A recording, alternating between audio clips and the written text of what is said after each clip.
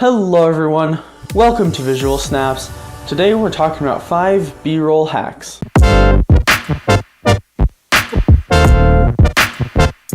The first B-roll hack is having to do with shooting B-roll on your iPhone.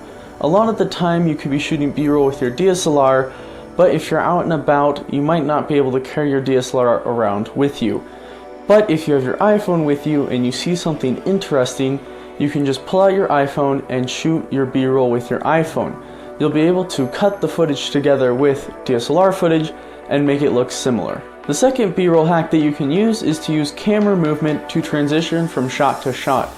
An example of this is shooting one subject and moving to an object that's in the foreground, which makes the frame turn to black, then doing the same thing but in reverse, starting in the black and then moving to another subject, and this can give you a smooth transition from shot to shot. The third B-roll hack is that if you're having a hard time getting stable B-roll, you can use slow motion to take out some of the jitter from your shots.